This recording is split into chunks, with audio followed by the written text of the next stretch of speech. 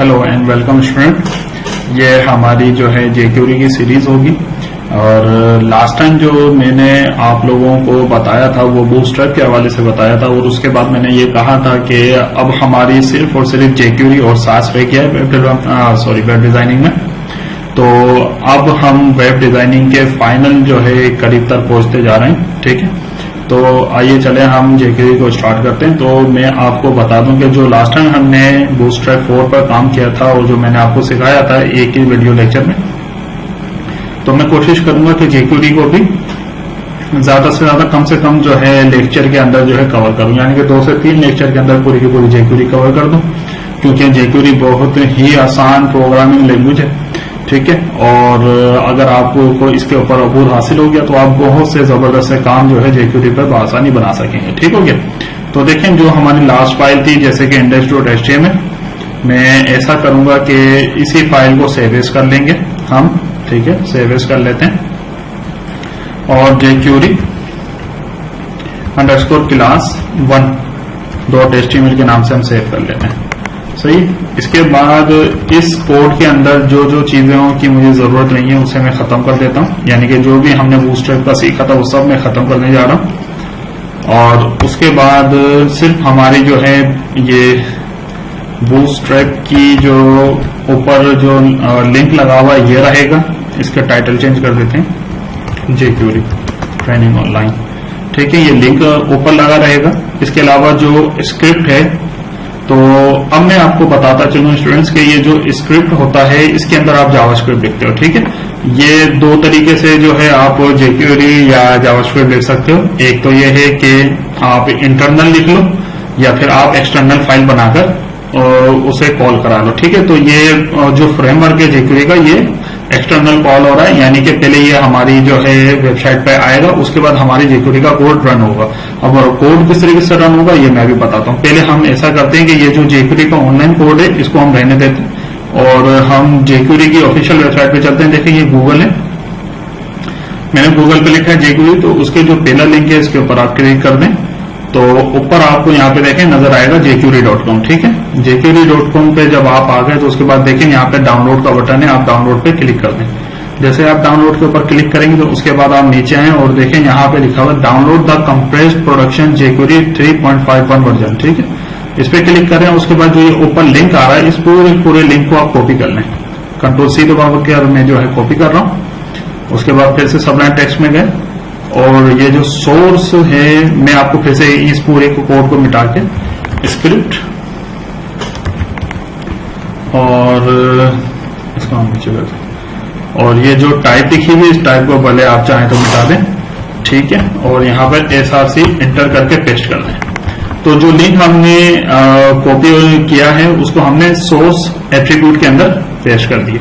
ठीक है, अब क्या होगा इसकी मदद से ये होगा कि जेक्यूरी का कोड हमारी वेब पेज के अंदर आ जाएगा। अब हम अपना जेक्यूरी का कोड नीचे लिख सकते हैं। तो जैसे कि मैंने आपको कहा कि जेक्यूरी का कोड 2 तरीके से लिखा जा सकता है, एक इंटरनल और एक एक्सटर्नल। तो जो इंटरनल होता है मैं यहाँ पर ही जो है जेक्यूरी का कोड लिख सकता हूँ। एक्सटर्नल के लिए मुझे क्या करना पड़ेगा, एक्सटर्नल के लिए मुझे अलग से एक फाइल बनानी पड़ेगी। मिसाल के तौर पर अगर मैं यहाँ पर JS का फोल्डर बना देता हूँ, JS के फोल्डर के अंदर हम न्यू फाइल बनाते हैं और उसका नाम रखते हैं फॉर एग्जाम्पल जेक्यूरी code.js। ठीक है, अब हम जितना भी कोड लिखेंगे वो इसके अंदर लिखेंगे। तो अगर यहाँ पर हम कोड लिखेंगे तो हमें इस फाइल को यहाँ पर लिंक कराना पड़ेगा, जिस तरीके से मैं आपको HTML की क्लासेस में जो है बता चुका हूँ, CSS की क्लासेस में बता चुका हूँ कि आप लिंकिंग वगैरह किस तरीके से करते हैं। CSS के बिल्कुल उसी तरीके से स्क्रिप्ट के टैग के साथ जावास्क्रिप्ट की फाइल लिंक होती है। तो बस ये है कि हमने पहले आपको जो है इंटरनल से जेक्यूरी करके दिखा देता हूँ, उसके बाद जो ये फाइल हमने बनाई है इस फाइल के अंदर कोड करके मैं एक्सटर्नल लिंक को भी अटैच करके दिखा देता हूँ अभी आपको। ठीक हो गया, तो आइए चलो देखते हैं कि सबसे पहले कि हमारी जो जेक्यूरी वो सक्सेसफुली जो है अटैच हो गई है या नहीं। उसको चेक करने का तरीका क्या है, हम लिखेंगे $। $साइन का मतलब होता है जेक्यूरी और हम कहेंगे जेक्यूरी जैसे ही डॉक्यूमेंट .ready हो तो एक फंक्शन कॉल हो। सही है, एक फंक्शन कॉल हो और उस फंक्शन का कोई नाम हो। ठीक है, इस तरीके से ये स्टार्टिंग होती है। उसके बाद आप यहाँ पे सिंपली लिख दें अलर्ट, और अलर्ट में मैसेज शो करा देते हैं हम jQuery रनिंग, कुछ भी मैसेज शो करा सकते हैं। फिलहाल मैं jQuery रनिंग का मैसेज शो करा रहा हूँ। ठीक है, और ये राइट क्लिक करेंगे, कॉपी फाइल पाथ कर लेते हैं, यहाँ पर आते हैं, पेस्ट कर देते हैं, एंटर करते हैं, तो देखें jQuery रनिंग का अलर्ट बॉक्स आ गया आपके सामने, ये लिखा हुआ, ओके कर देते हैं। चलिए स्टूडेंट, अब आगे चलते हैं हम और कुछ जबरदस्ती jQuery की चीजें हम देखते हैं। मैं कंट्रोल / दबाकर ये कमेंट कर देता हूं इसे, अब मैं इसकी अब मुझे जरूरत नहीं है। ठीक, अब बॉडी में आते हैं। बॉडी में आने के बाद फॉर एग्जांपल मैं एक पैराग्राफ बनाता हूं और पैराग्राफ में कुछ लिखते हैं, जैसे कि लॉरम इप्सम मैंने डमी टेक्स्ट लिख दिया। उसके बाद jQuery जो है हमें बहुत से एनिमेशन देता है। फॉर एग्जाम्पल पहले ये जो पैराग्राफ मैंने दिया है इसको एक आईडी देते हैं हम, इसका नाम कुछ भी रख सकते हैं। फिर फॉर एग्जाम्पल मैं पैरा 1 रख रहा हूं, ठीक हो गया। और यहां पर मैं कहूंगा कि jQuery document.ready के पैरेंथेसिस के अंदर, ठीक है, फंक्शन के और ये क्लोजिंग पैरेंथेसिस के अंदर jQuery ढूंढो कहीं पर जो है पैरा 1 नाम की आईडी मौजूद है। अगर मौजूद है तो क्या करो, आप उसे हाइड कर दो, ठीक है, और सेमीकोलन करके स्टेटमेंट खत्म। रिफ्रेश करते हैं जाके, ये देखें। पहले ऐसा करता हूं, इसे कमेंट करके जो है पहले दिखाता हूं आपको। तो देखें ये टेक्स्ट है। अब इस कोड की मदद से jQuery ने क्या किया है, jQuery ने ये किया है कि jQuery ने पहले पैरा 1 नाम की एक आईडी ढूंढी और उसको हाइड कर दिया। अब अगर आप इस ब्रैकेट के अंदर कुछ नंबर देंगे तो वो इसका टाइम कहलाएगा। फॉर एग्जाम्पल मैं ये चाहता हूं ये जो पैराग्राफ है वो 3 सेकंड के अंदर छुपे, तो यहाँ पे मैं 3000 लिख दूंगा और रिफ्रेश करता हूं, तो देखें अब ये 3 सेकंड के अंदर छुप रहा है। और उसके बाद मैं इसे शो भी कर देता हूं, तो यहाँ पे शो का यानी कि पहले ये हाइड करेगा जो हमारा पैराग्राफ लिखा हुआ, उसके बाद ये 3 सेकंड के अंदर शो भी कर देगा। तो रिफ्रेश करते हैं, ये 3 सेकंड के अंदर हाइड किया और उसके बाद 3 सेकंड के अंदर शो कर दिया, ठीक हो गया। अब इसी तरीके से जो है और भी जो है एनिमेशन है jQuery के अंदर। फॉर एग्जाम्पल और मैं आपको बताता हूं, फॉर एग्जाम्पल ये है स्लाइड अप, ठीक है, आपका यू कैपिटल है और ये भी 3 सेकंड के अंदर मैं दिखाना चाहता हूं। और इसको अभी कोड को कमेंट कर देते हैं, रिफ्रेश करते हैं, तो देखें ये स्लाइड अप हो रहा है 3 सेकंड के अंदर। इसी तरीके से जब स्लाइड अप हो जाएगा तो मैं स्लाइड डाउन भी हाथों हाथ कर देता हूं, स्लाइड डाउन 3 सेकंड के अंदर। पहले स्लाइड अप होगा 3 सेकंड, उसके बाद स्लाइड डाउन हो जाएगा 3 सेकंड में, ठीक हो गया। ये दूसरा एनिमेशन था jQuery का। तीसरा एनिमेशन jQuery ने ये दे रखा है कि jQuery ढूंढो कहीं पे पैरा 1 नाम की आईडी मौजूद है, अगर मौजूद है तो उसे फेड आउट कर दो, ठीक है। रिफ्रेश करते हैं तो ये ऐसा लगेगा जैसे कोई धुंध की तरफ से जो है गायब हो रहा है आस्ता आस्ता, ठीक है। और फेड आउट के बाद फाइनली फेड इन, यहां पर हम फेड इन यूज कर लेते हैं। रिफ्रेश करते हैं तो पहले 3 सेकंड के अंदर धुंध के अंदर छुप जाएगा एक तरह से और फिर से वाजे हो जाएगा, ठीक हो गया। तो ये टोटल 6 एनिमेशन थे jQuery के। उसके बाद मैं आपको बताता हूं कि फॉर एग्जांपल jQuery माउस और कीबोर्ड के इवेंट किस तरीके से यूज करती है। फॉर एग्जांपल मैं ये चाहता हूं कि यहां पर एक बटन है, फॉर एग्जांपल यहां पर बटन बनाते हैं और उसकी आईडी देते हैं फॉर एग्जांपल हैश BTN, कुछ भी नाम दे सकते हैं, मैंने हैश BTN दे दिया। और मैं यहां पर कहता हूं कि jQuery ढूंढो कहीं पर hash BTN, sorry hash BTN नहीं होगा, आईडी जस्ट BTN होता है, हैश से कॉल होता है। हैश BTN नाम की कोई आईडी मौजूद है, अगर मौजूद है तो ऑन उसके ऊपर जब क्लिक हो, यानी कि जब पहले तो हमने कहा $, मतलब jQuery ढूंढो कहीं पर BTN नाम की आईडी मौजूद है, अगर मौजूद है तो उसके ऊपर डॉट ऑन जो है एक फंक्शन है, ठीक है, jQuery का बिल्ट इन। जैसे ही उसके ऊपर क्या हो, क्लिक हो, तो एक फंक्शन कॉल हो, ठीक है, जिसका कोई नाम ना हो, सेमीकोलन लगा के बंद कर दिए। तो जब क्लिक होगा तो क्या होगा, फॉर एग्जांपल मैं ये कहता हूं कि क्लिक हो तो अलर्ट हो जाए क्लिक्ड माउस क्लिक, ठीक है, से रिफ्रेश करते हैं और बटन में कुछ लिख देते हैं, यहाँ पे लिखते हैं मिसाल के तौर पे क्लिक में, रिफ्रेश और क्लिक करते हैं। तो देखें जैसे ही मैंने क्लिक किया तो यहाँ पे माउस क्लिक करके एक अलर्ट आ गया। इसी तरीके से मैं एक और आपको माउस का ऑप्शन दिखाता हूँ। फॉर एग्जांपल उसे कहते हैं DBL क्लिक, यानी कि डबल क्लिक। तो डबल क्लिक माउस, यहाँ पे लिख देते हैं डबल क्लिक, रिफ्रेश। जब मैं सिंगल क्लिक करूंगा तो माउस क्लिक लिखा हुआ जाएगा, और मैं जब डबल क्लिक करूंगा, पहले मुझे जो है माउस क्लिक वाला ऑप्शन जो है हाइड करना पड़ेगा, रिफ्रेश। डबल क्लिक करता हूं तो देखिए माउस डबल क्लिक वाला अलर्ट पॉपअप हो गया, सही है। तो उसके बाद इसके बाद जो है आपको माउस के दो और फंक्शन है, जैसे कि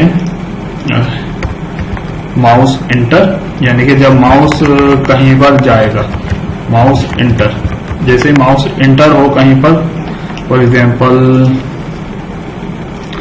यहां पर चलिए ये जो बटन है इसके ऊपर ही माउस इंटर कर देते हैं, ठीक है। ये माउस इंटर से मुराद ये है कि कोई क्लिक वगैरह नहीं, जस्ट माउस उसके ऊपर मर जाएगा तो क्या होगा कि माउस इंटर्ड लिख देते हैं, माउस इंटर्ड, रिफ्रेश। मैं देखें क्लिक नहीं करूंगा, जब माउस को लेकर जाता हूं तो माउस इंटर्ड का फंक्शन आ गया। और इसी तरीके से माउस लीव कर, यानी कि जब माउस इस बटन से बाहर जाएगा, ठीक है, माउस लीव, माउस लीव कर देते हैं, सही है, रिफ्रेश। पहले इधर जाते हैं, ओके कर देते हैं, बाहर आते हैं इस बटन से तो देखिए माउस लीव का अलर्ट आ गया, ओके कर देते हैं। तो इस तरीके से ये टोटल आपके 4 मेथड थे माउस से रिलेटेड। उसके बाद कीबोर्ड से रिलेटेड 3 मेथड है, लेकिन तीनों के काम तकरीबन सेम ही है। तो मैं आपको तीनों के नाम ही चैलेंज करके बता देता हूं। तो यहां पर मैं एक इनपुट टाइप लेता हूं टेक्स्ट, और इसकी आईडी दे देते हैं हम, फॉर एग्जांपल INP। यहां पर हम कहते हैं कि jQuery, ढूंढो कहीं पर INP मौजूद है। अगर जैसे ही मौजूद है तो उसके ऊपर जब की अप हो, की अप जो है तमाम स्मॉल लेटर में लिखेंगे, ठीक है। जब की अप हो तो एक फंक्शन कॉल हो जिसका कोई नाम ना हो, ठीक हो गया। और वो की अप क्या करें, फॉर एग्जांपल हम चाहते हैं कि वो की अप अलर्ट कर दे कि इस इनपुट बॉक्स में जो है आपकी कीबोर्ड से की दबी है, की अप, ठीक है, रिफ्रेश। और यहां पर हम क्लिक करते हैं। उसके बाद मैं कीबोर्ड का मैं कुछ लिखता हूं, जैसे कि जे। जैसे ही मैंने जे लिखा तो उसने अलर्ट जारी हुआ कि भाई आपने इनपुट बॉक्स के अंदर कुछ लिखा है। मैं ओके कर देता हूं। मैं अगर मजीद लिखूंगा तो ये हर दफा मेरे ट्रिगर ऑप्शन, जैसे ही मेरा ट्रिगर होगा तो ये पॉपअप आएगा, ठीक हो गया। इसी तरीके से जो है मैं आप करके नहीं दिखाऊंगा, क्योंकि जैसे कि मैंने आपको कहा कि तीनों का काम सेम ही है, तो इस वजह से मैं जस्ट मैं आपको नाम लिखकर बता देता हूं। की डाउन है और एक की प्रेस है, तीनों के काम सेम ही है, कोई ज्यादा डिफरेंस नहीं है। अच्छा, इसके अलावा जो है अब आगे चलते हैं थोड़ा सा। फॉर एग्जाम्पल स्टूडेंट देखें कि अब 3 मेथड हम और पढ़ते हैं, जिसके अंदर ये पहला है टेक्स्ट, दूसरा है HTML और तीसरा है वैल्यू, ठीक है, तीसरा है वैल्यू। ये तीनों मैं एक एक करके आपको बताता हूं कि इनका क्या काम है और किस तरीके से होता है। फॉर एग्जाम्पल इसको हम जो है ना ऐसा करते हैं, जो हमने इवेंट्स पढ़े हैं ना उनके साथ इसको ट्राई करके देखते हैं इन सबको। फॉर एग्जाम्पल मैं ये चाहता हूं कि जैसे ही मैं कुछ भी, पहले इसे थोड़ा सा जो है डिजाइन करते हैं, इसको सबको मिटाते हैं। उसके बाद एक फॉर्म बना दिया, फॉर एग्जाम्पल उसे एक क्लास दे दी फॉर्म, उसके बाद डिव और क्लास फॉर्म डैश ग्रुप, उसके बाद लेबल दे दिया। लेबल में हमने कहा कि टाइप करें आप यूजर नेम टाइप करें। यहां पर हम इनपुट टाइप दे देते हैं टेक्स्ट, ठीक है। और आईडी दे देते हैं यूजर नेम आईडी स्मॉल होगी सब, और यहाँ पे क्लास देते हैं हम फॉर्म डैश कंट्रोल, सही हो गया। उसके बाद हम यहाँ पर नीचे एक बटन बनाते हैं div class form dash group और बटन, और यहाँ पर हम क्लास दे देते हैं btn डैश सक्सेस, ठीक है। और यहाँ पर हम लिख देते हैं फॉर एग्जाम्पल सबमिट, सही हो गया। और इसकी भी एक आईडी दे देते हैं सबमिट, आईडी सबमिट दे देते हैं। अब हम ये कह रहे हैं कि जनाब jQuery ढूंढो कहीं पर सबमिट नाम की आईडी मौजूद है। अगर मौजूद है तो जब उसके ऊपर क्लिक हो तो क्या हो, एक फंक्शन कॉल हो जिसका कोई नाम ना हो। तो फिर क्या करे वो फंक्शन ये करे कि जो कुछ भी मैंने इस इनपुट टाइप में लिखा है, सही, इनपुट टाइप में जो कुछ भी लिखा है वो मुझे जनाब ये जो फॉर्म है, इस फॉर्म के अंदर एक और चीज हम बना देते हैं, फॉर एग्जांपल H3 बना देते हैं, ठीक है। H3 बना देते हैं और इस H3 को आईडी देते हैं, for example your user name, ठीक है। हम ये चाह रहे हैं कि जो कुछ भी इस इनपुट फील्ड में लिखूं वो यहां पर शो करा दे इस H3 के अंदर, ठीक हो गया। तो उसका तरीका क्या है, उसका तरीका यह है कि मैंने कहा jQuery जैसे ही सबमिट के बटन पे क्लिक हो तो क्या हो कि एक फंक्शन कॉल हो, वो फंक्शन क्या करे कि jQuery ढूंढो कहीं पर यूजर नेम नाम की आईडी मौजूद है, यहाँ पे हैश लगाएंगे, सही है। सबसे पहले क्या करो आप कि उसकी वैल्यू लेकर आ जाओ। जो कुछ भी मैंने इनपुट टाइप के अंदर लिखा है, मैं अभी रिफ्रेश करके बताता हूँ, ये देखें, मैं जो कुछ भी मैंने इसके अंदर लिखा है वो लेकर आ जाओ। मैंने यहाँ अगर ये लिखा है तो जब मैं बटन पे क्लिक करूं तो ये लेकर आ जाओ, वो इसकी मदद से आएगा, डॉट वैल्यू की मदद से। तो ये आप समझने कि जो मैं वॉल आपको फंक्शन सिखाने जा रहा था वो दोनों टेक्स्ट और वॉल दोनों साथ ही हम सीख लेंगे अभी। तो मैंने कहा कि यूजर नेम के अंदर जो भी वैल्यू है वो लेकर आ जाओ, और हम यहाँ पे एक वेरिएबल बना देते हैं यूजर नेम, ठीक है। वेरिएबल का मतलब ये होता है कि एक बॉक्स है जिसके अंदर आप वैल्यू को स्टोर करते हो, फिर बाद में आप जब चाहे इसे यूज कर सकते हो। तो वेरिएबल बनाया, उसके बाद हमने कहा कि jQuery ढूंढो कहीं पर ये आईडी मौजूद है जिसका नाम है यूर यूजर नेम। तो आप क्या करोगे, उसका जो टेक्स्ट है वो यूजर नेम कर दो, सही। उसके अंदर क्या लिख दो, उसके अंदर ये लिख दो जो कुछ भी इस वेरिएबल के अंदर है, और इसके अंदर क्या है, इसके अंदर उस इनपुट टाइप की वैल्यू है, ठीक है। वो हमारे योर यूजर नेम के H3 के टैग को चली जाएगी और इसको, ठीक हो गया। मैं अभी आपको करके दिखाता हूँ, रिफ्रेश करते हैं, यहाँ पे फॉर एग्जाम्पल लिखते हैं जवाद और सबमिट करते हैं। तो जैसे ही सबमिट किया तो आप ने देखा कि नीचे वो वैल्यू तो आ गई थी, लेकिन ये सबमिट हो गया, यानी कि पेज रिफ्रेश हो गया। तो इस पेज को रिफ्रेश को रोकने के लिए हम एक काम करते हैं कि ये जो सबमिट का बटन है और यहाँ पे जो फंक्शन है इधर ई लिख देते हैं। ई लिखने के बाद यहाँ पर एंटर करते हैं, ई डॉट प्रिवेंट डिफॉल्ट ये लिख देते हैं, ठीक है। तो फिर ये जो है रिफ्रेश नहीं होगा।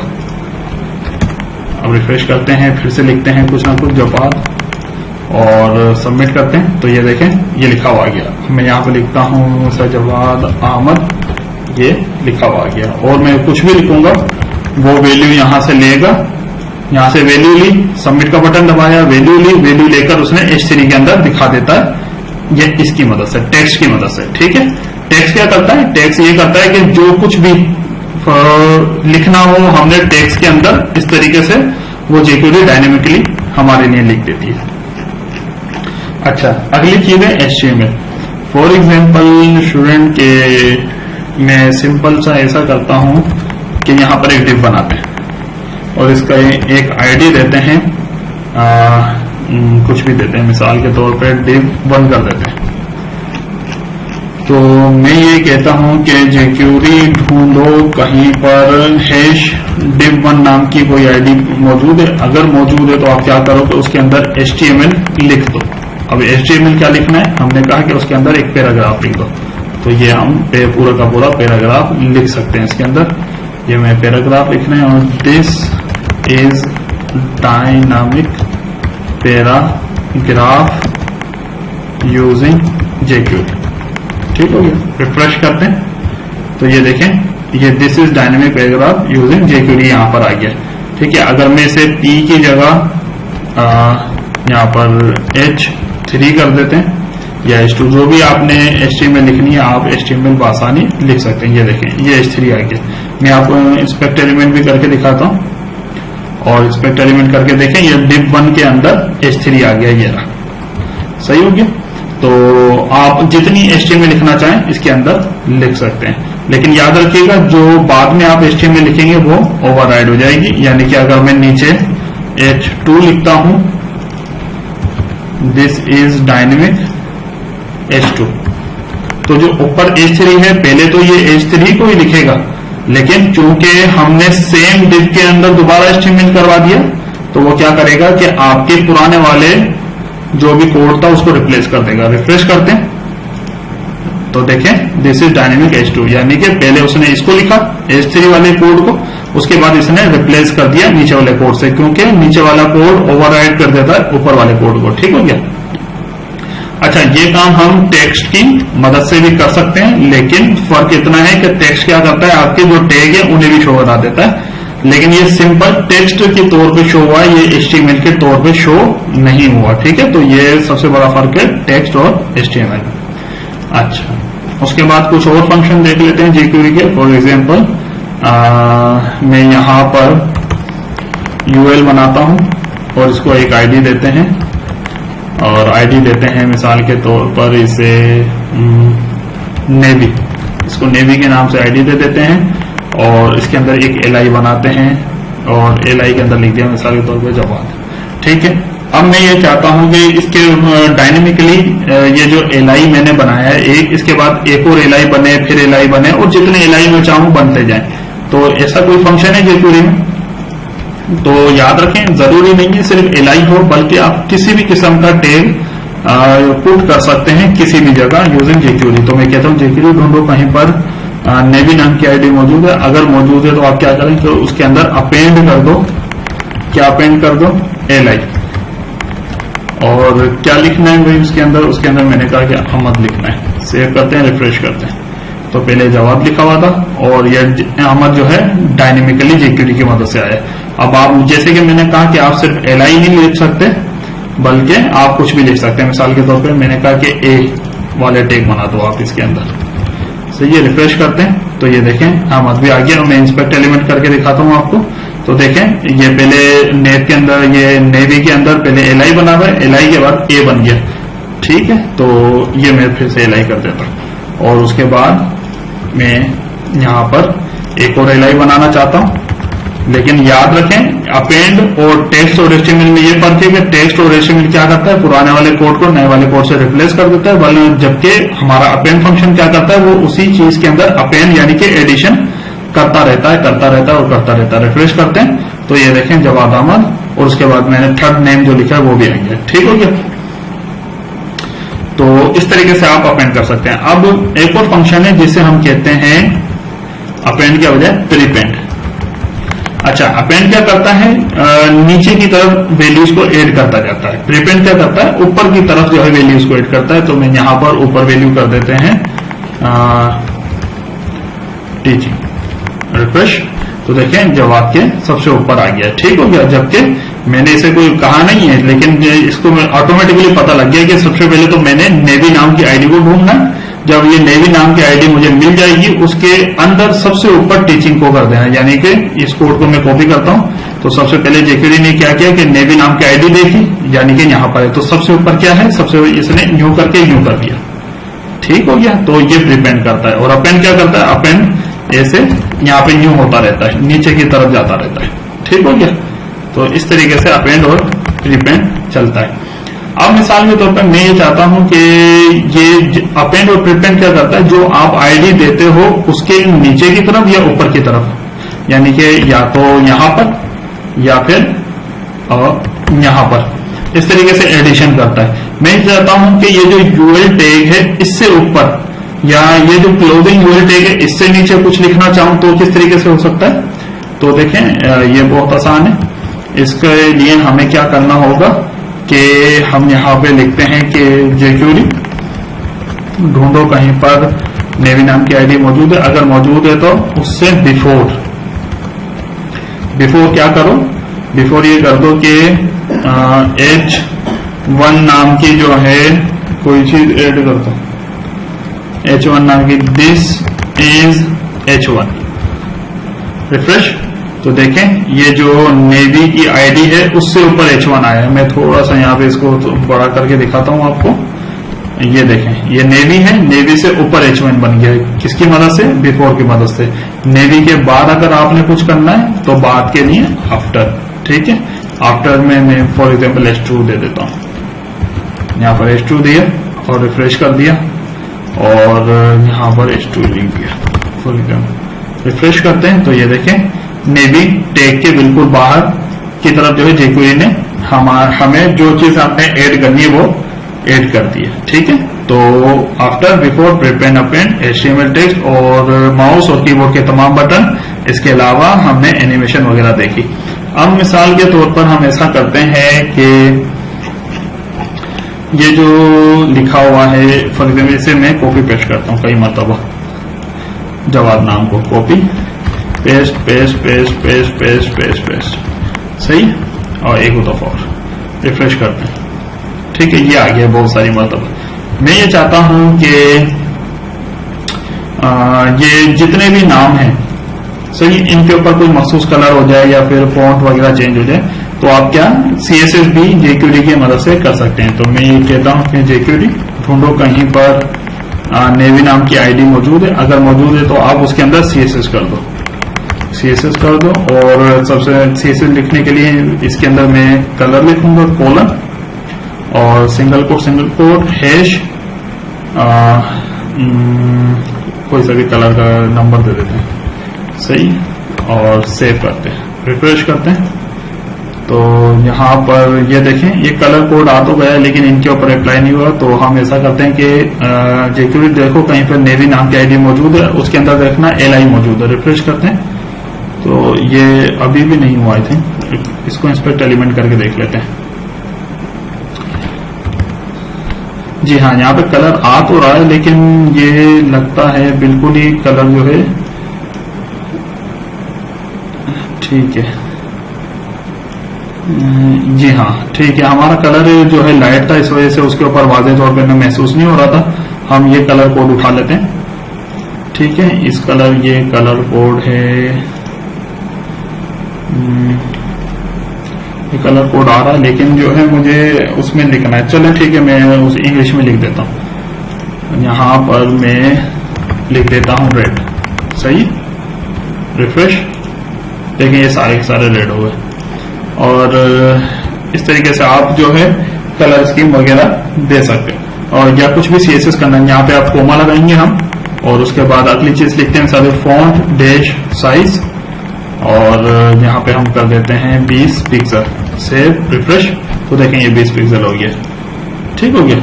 तो इस तरीके से आप CSS वगैरह भी कर सकते हैं। मैं इसे कमेंट करता हूं और कुछ दूसरी चीजें देखते हैं jQuery की। फॉर एग्जांपल मैं रिफ्रेश करते हैं पहले से। मैं ये कहता हूं कि jQuery जो सबसे ऊपर जो पहली चीज है सिर्फ इसके ऊपर कलर हो, तो किस तरीके से होगा कि फॉर एग्जांपल मैं यहां पर कहता हूं कि हैश नेव LI के अंदर जो फर्स्ट है, यानी कि जो फर्स्ट है उसको ये CSS अप्लाई हो, रिफ्रेश। तो देखें सिर्फ और सिर्फ इसको हुई है, ठीक है। अब मैं ये कहता हूं कि मिसाल के तौर पे फर्स्ट को नहीं बल्कि तीसरे वाले को हो, तो यहाँ पे कोई थर्ड, सेकंड या फोर्थ वगैरह का कोई फंक्शन नहीं है jQuery में। तो आपको ये करना होगा कि फर्स्ट नेक्स्ट नेक्स्ट, ठीक है, डॉट नेक्स्ट डॉट नेक्स्ट, सही, रिफ्रेश। तो देखें ये तीसरे नंबर का कलर हो गया। इसी तरीके से लास्ट है, लास्ट का फंक्शन है, यानी कि आखिरी। रिफ्रेश, तो ये आखिरी को हो गया। मैं ये चाहता हूं कि आखिरी के सेकंड लास्ट वाले को हो जाए, तो यहां पर लास्ट डॉट नेक्स्ट नहीं होगा, अब प्रीव होगा, यानी प्रीवियस। तो देखें ये इसको हो गया।